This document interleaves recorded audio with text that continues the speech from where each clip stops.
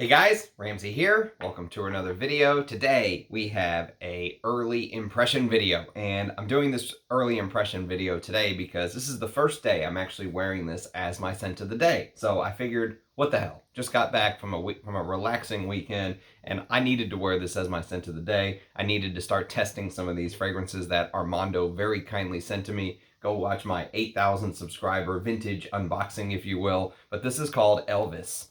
By Elvis Fragrances Inc., released in 1991, according to Parfumo. Now, if you go to base notes, though, they are in disagreement. I tend to believe Parfumo, but who knows? Maybe base notes is right. Base notes has it listed as 1989, and they have it created by Frances Denney, who is actually the same creator of Adolfo, which I'll be reviewing Adolfo Classic, and this is a really good fragrance, by the way.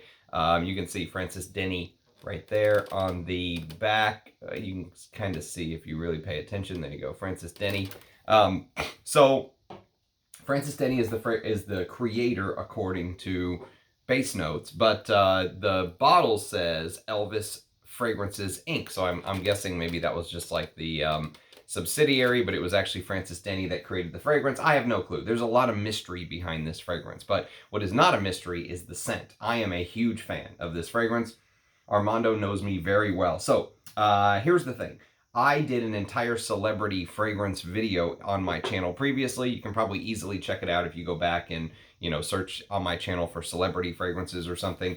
And in that video, I talked about things like, for example, Luciano Pavarotti, which has a full review coming very soon. This is probably one of the greatest, I would say, celebrity fragrances ever released, in my opinion. I'm a huge fan of Pavarotti, and this fragrance is a moving fragrance. It's literally like listening to Pavarotti sing Nessun Dorma. I mean, it is powerful, moving, strong, just like his personality. And I talked about things like Jean-Louis Trintignant on that celebrity fragrance video.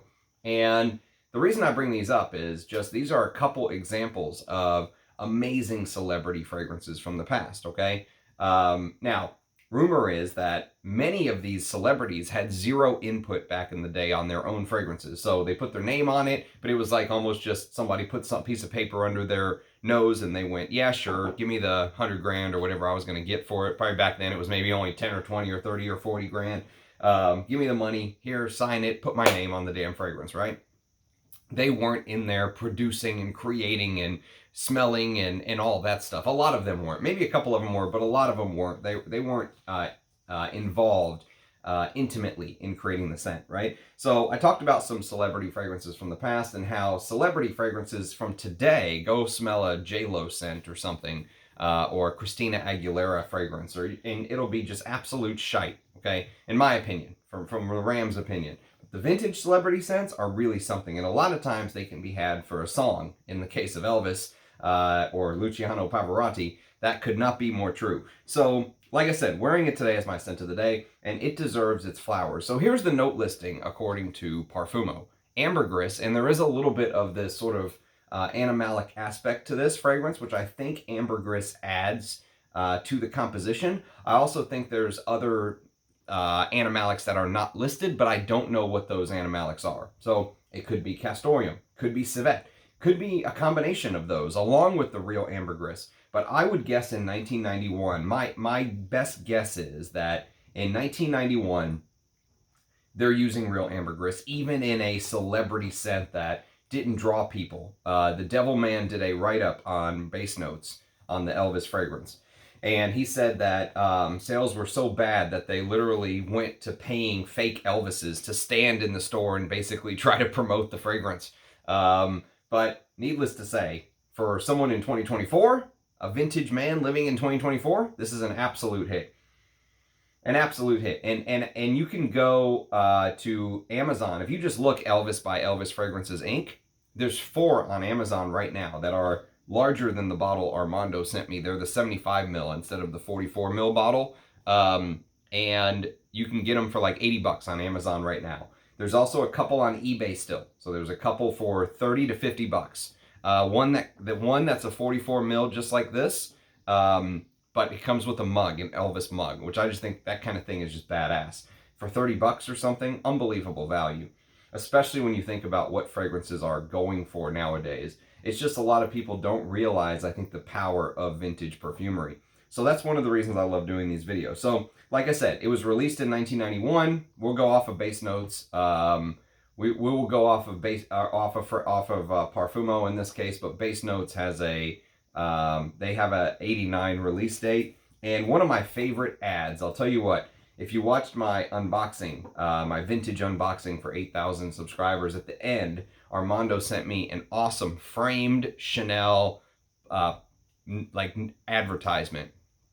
And it says, separates the men from the boys. And I love the way they used to advertise back in the day. Well, Elvis's advertisement was badass as far as I'm concerned. At the time when it came out in the early 90s, America had only had 41 presidents. So it says, America has had 41 presidents, but only one king. The king of pop, Elvis Presley, right? And of course, it's got Elvis looking off into the distance, and it shows the bottle, which this exciting new cologne, for all the king's men, is what's written underneath the bottle. This is an exciting new cologne for all the king's men. Of course, Elvis was the king.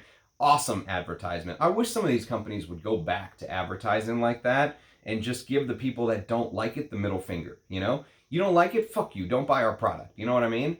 Where are the companies with balls nowadays? It's just, you know, all of these DEI, woke, whatever you want to call them, people, they get on the board of these big companies and they have no chance. It's like they have to do it nowadays. It's the small companies, I think, that have the chance to do something different, because you're not going to find it from anything. You're not going to find anything of the big companies going down that path, right?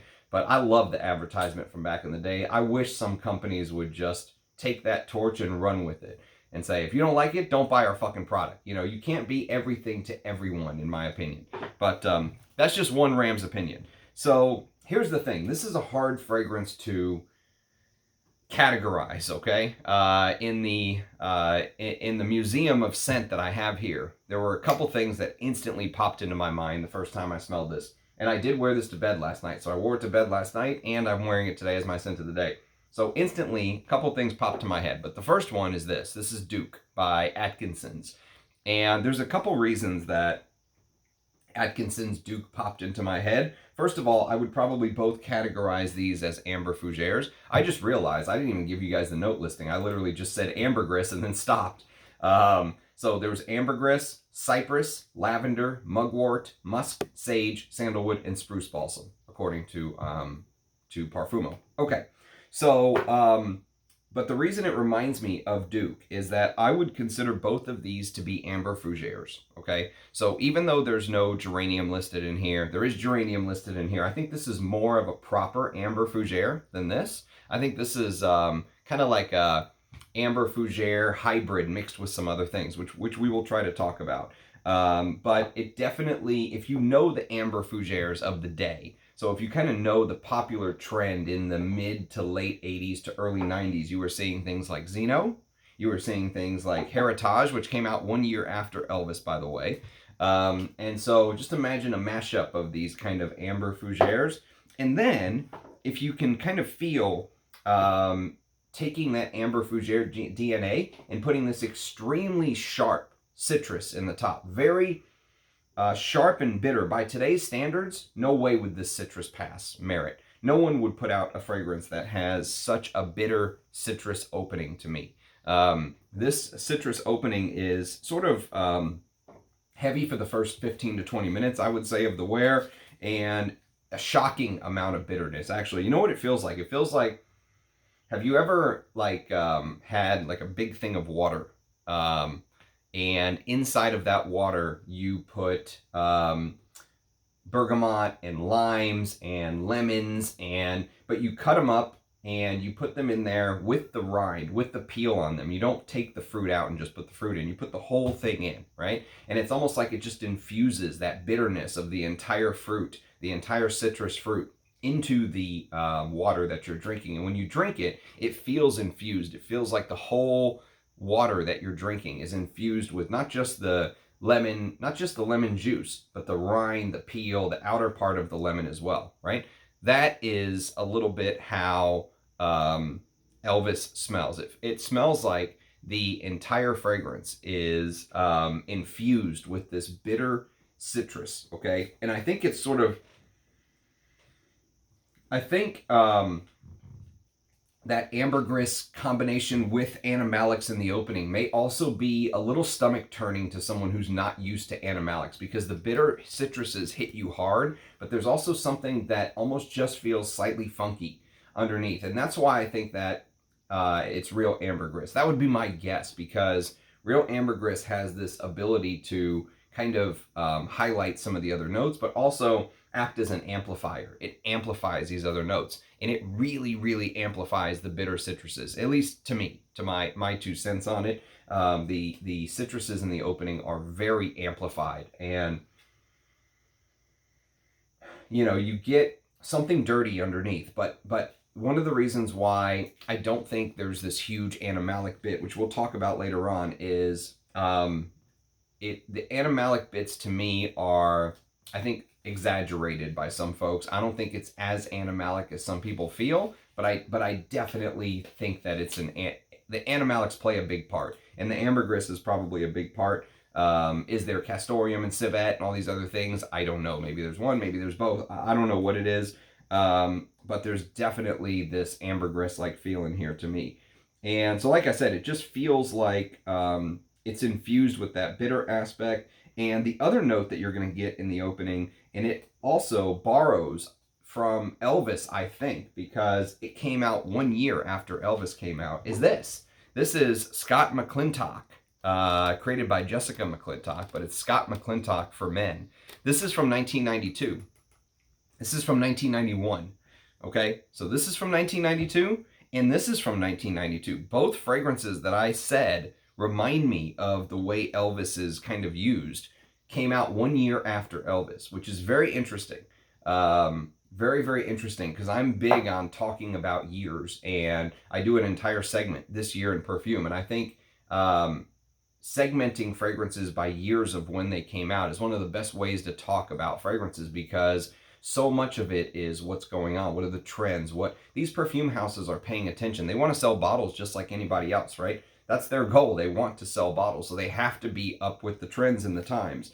And basically, the reason I bring up Scott McClintock for Men, if you know anything about Scott McClintock for Men, you know that it's famous for an animalic note, right? And probably some sort of ambergris as well. But it's famous for heavy citruses and a hard cider note. Now, that hard cider note, this may be the only fragrance in my entire collection that actually has a hard cider note listed, a proper hard cider note. I've seen a lot of vodka, I've seen a lot of gin, I've seen a lot of cognac, I've seen a lot of rum, but never have I ever seen a hard cider note, okay? And what's interesting is with Elvis, I don't know if it's like a ghost boozy note that you're getting in here, if it's sort of this, I don't know whether it's like a strong combination of the green notes that are kind of coming together, because spruce balsam, or spruce in general, can kind of have this sharp, sort of powerful smell. Spruce is stronger smelling, I think, than cypress. Cypress can sometimes be slightly medicinal, but it can be a little, I don't think it can be as sharp and harsh as spruce. Spruce has a little bit of that, a little bit of pine, like you're smelling pine, or fir balsam, but it's like you're getting a little bit of the sweet sap, but it's very sharp and piercing to me. And I love spruce. Spruce is used in, I think spruce is a very underused note, but guess where else spruce is used? Duke by Atkinsons, 1 year after Elvis, okay? So you're getting the connections here. Spruce is used in both of these, and there's this strange kind of boozy connection. Even though there's no hard cider note listed here, there's a strange connection with Scott McClintock for Men. And so I honestly don't know whether it's a combination of the green notes in here that just give off this weird, strong, powerful, you know, sort of booze, ghost booze note, if you will, whatever you want to call it. If it's like their secret ingredient that was unlisted and Scott McClintock picked up on it, they were like, screw it, we're just going to amplify it and make sure everyone knows it's a hard cider note. I have no clue. The Devilman writes of a hard cider note in his review. It's not listed in the note listing, but there is this booziness. It's almost like it's leaning to a hard cider, but I don't know if it... I actually picked up on the connection to this before I read his review. Okay, he doesn't mention Scott McClintock for Men, but he does mention a hard cider note, and I did pick this up. But I was picking up the similarities to the citrus-heavy aspects of Scott McClintock for Men, because Scott McClintock for Men also has this citrus element that is somewhat present in Elvis for me as well. Now, a lot of people focus on the other aspects of Elvis, but I think the citrus-heavy aspects are something you have to focus on before you can move on to the rest of the fragrance. So it's got the green medicinal cypress, it's got the more powerful spruce, and somewhere in Elvis, there is this hidden booze note. Okay, whatever you want to call it. Some may say it smells different than hard cider. Some may say it smells like beer or some, I don't know. It could smell different to different people. So I'm not ready to call it a hard cider note, but I am willing to say that the combination of notes definitely reminds me of what Scott McClintock was doing with that hard cider note.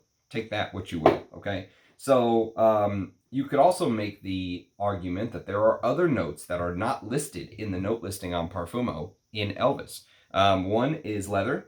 There's definitely a suede-like leather aspect to this, you could say.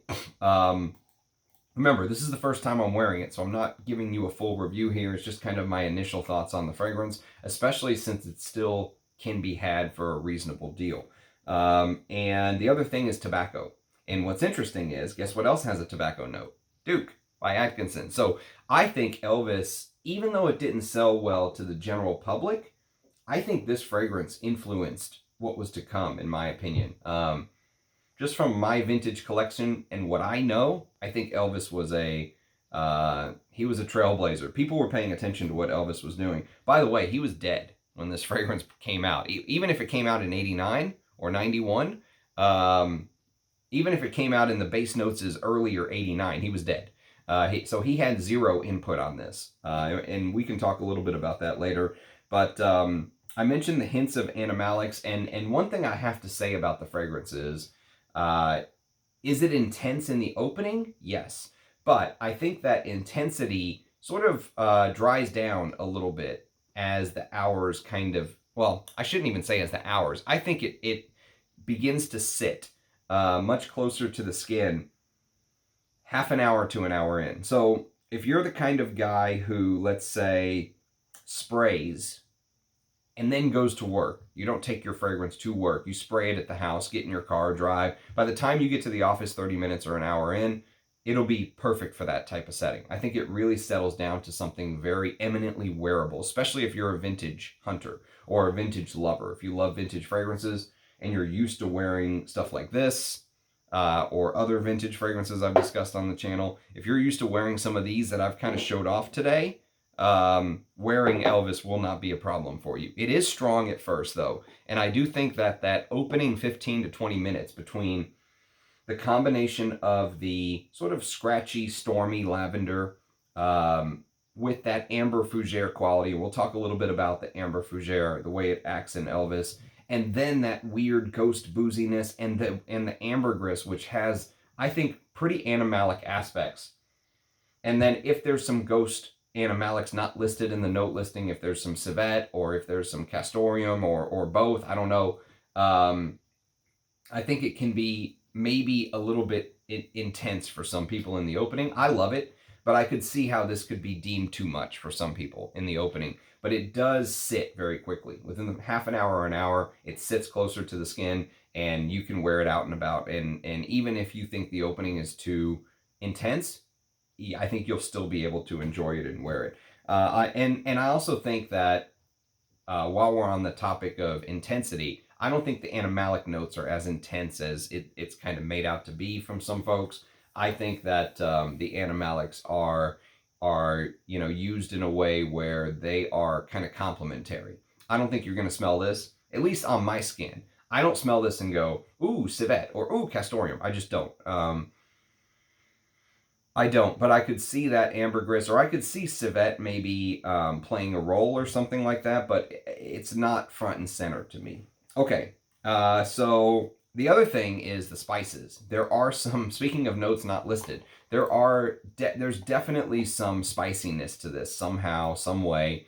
I don't know what it is. I don't know whether it's cinnamon. I don't know whether it's nutmeg. I don't know whether it is. I have no clue what the spiciness is in here, but there's definitely some spices. But I don't think that it's a cinnamon bomb like you're not going to get Balenciaga Pour Homme cinnamon or Romeo Gigli per Uomo. I don't think you're going to get the cinnamon that will kind of take you down that path. I've called the cinnamon from the early 90s kind of magical in a way. I don't know what it was about cinnamon from the early 90s. This doesn't fall into that category for me. I think it's used as part of the blend. But I wouldn't call this like a cinnamon bomb or anything like that to me. So here's the thing. So as it dries, you're basically kind of giving that green type of tint. Okay, so just imagine an amber fougere, and an amber fougere is a fougere that basically has amber in the base. So there's amber or labdanums or something giving it that ambery base. And I love amber fougeres. I'm a huge fan of the amber fougere category. I've professed my love for that category on this channel for a long, long time. And when you add in those little green touches with the spruce and the cypress in here, the two sort of, oh, there's also mugwort. So there's really three. There's artemisia in here as well. So there's really three green notes. So when you add those in and you add it to the ambery fougere dry down, you know, that's where you really, I think, that's where Elvis really becomes what it is. And I think if you're someone who's never smelled Duke Atkinson, or, you know, you've never, this is probably, to me, the reason I said this is the first thing that popped into my mind is because it also takes that amber fougere quality, and it does exactly what Elvis smells like it's doing to my nose, but the note listing confirms it. So that's what kind of instantly drew me to Duke. But I will say that a couple things. So the Devil Man mentioned on his review that Elvis himself probably wouldn't have liked this, which I thought was kind of an interesting take, because he says Elvis likes powdery fragrances. And one of the ones he mentioned was Zizanie, or Zizanie, excuse me, Zizanie by Fragonard. This is a powder bomb. And so would he have worn or smelled like Elvis? Who knows? Would he have approved of it if he was going straight for powder bombs? Probably not.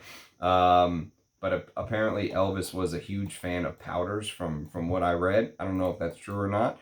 But I just can't imagine Elvis kind of singing Jailhouse Rock in 1991 wearing this. But for someone like me in 2024, I absolutely love it. I love how the amber fougere quality sort of blends with these little sidebars, sidetracks. You know, the green sidetrack, the boozy sidetrack, the slightly animalic sidetrack. And is it a mishmash of a lot of different styles? Yeah, it is. But I like it for what it is. I think it definitely has a place in the collection, especially if you're a collector and you like kind of going after these vintage. Right now, not hard to find, but it doesn't seem like there's a ton of bottles, maybe 10 or 20 bottles listed at good prices. Once those are gone, I could totally see the price of this going way up in the future. It's just the nature of the beast with vintage collecting.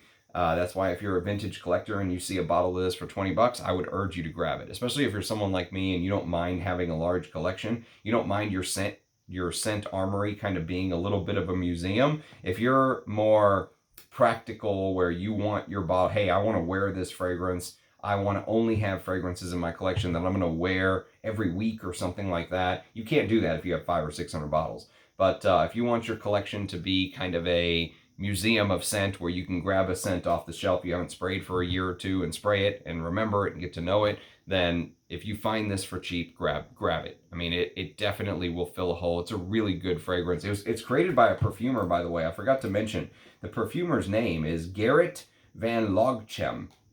Gerrit van Logchem. And this is all Gerrit did. He is only given credit for this, which is crazy because obviously he was in tune with what was going on in the fragrance world. He was definitely paying attention to the amber fougere kind of revitalization, if you will. This came out after Elvis, 1 year after, but it follows in the same footsteps of the amber fougere kind of DNA, if you will. So he was paying attention, but he's not a perfumer who signed his name to anything else. So I don't know what happened to Gerrit, but I can tell you he made a hell of a fragrance. I am a big fan of this. I will wear it. This will definitely get wear from me. Like I said, I'm wearing it as my scent of the day. You know, when I was away on holiday, I was wearing it as my scent of the day. Oh, and the leatheriness, I should also mention that sage can sometimes come across as, obviously it can have that aromatic feel, that sort of spice-covered aromatic feel, but it can also have a leathery aspect to it. So it can add this warm, spicy undertone, but herbal, but it can also have leathery undertones. And maybe that's a bit where, maybe that's a little bit of where the leathery quality is coming from as well. I don't know. I'm just trying to work with kind of the notes listed. I haven't worn it enough to give it a full review, but I can tell you initially, this is a win. 100% a win. And the other thing I should mention is this just kind of piggybacks on my previous thesis or prognosis, if you will, that vintage perfumery is really where I think a lot of the frag heads have to go, because I think niche perfumery in a way has failed us. You know, now we have Mancera doing its 1000th fragrance in the last decade, or we have Xerjoff doing its 500th fragrance of the decade. It just feels like a lot of these niche houses are just pumping them out, and they're not pumping out the kind of stuff that's interesting for people like us. So where do you go? You go to the past, and in the past you'll find what literally feels to me like a never-ending stream of fragrances to get to know. And this is just a perfect example of that. Many people know me as someone who loves vintage fragrances. I've never smelled this before in my life. I knew of it because people who I know have smelled it and said, yep, you need to try to get your nose on this, but I've never smelled it. And so it just goes to show that even as you progress in this journey and you get to smell more and more things and you get to experience and you kind of make these connections and uncover, you know, my father used to be famous for saying, imagine every answer is covered by something as simple as a leaf, and all you have to do is blow that leaf away and you'll be given the answer. And so for every leaf you blow away and you see the answer, now you know what this fragrance smells like. You can store it in your memory Rolodex, if you will. And so it's in your memory Rolodex, and it makes collecting fun. There's a collector side of the hobby, obviously, but there's also the wear side. You want to wear these. You want to enjoy what you wear. And going back in time just seems like there are so many fragrances from the past. It's impossible to smell and keep up with everything, but there's a constant stream of vintage fragrances to get to know that you could go a lifetime, I think, and there's always going to be something else that someone uncovers. And then if you think you've smelled it all on the men's side, guess what? You probably haven't smelled the women's side of things. There's some amazing fragrances on the women's side as well. So it's a never-ending stream for a passionate collector. And I think it's one of the finest hobbies that a man or a woman can have. So that's my early impression on Elvis by Elvis Fragrances Inc. We'll go with Parfumo's 1991. If anyone has any more information on this, I would love to know. I'd love to hear your thoughts. Again, thank you to Armando for sharing this. Hopefully this video dropping allows a couple people to grab this at a good price while you still can. So as always, cheers guys. Love you. Thanks for watching, and I'll catch you next time. Bye-bye.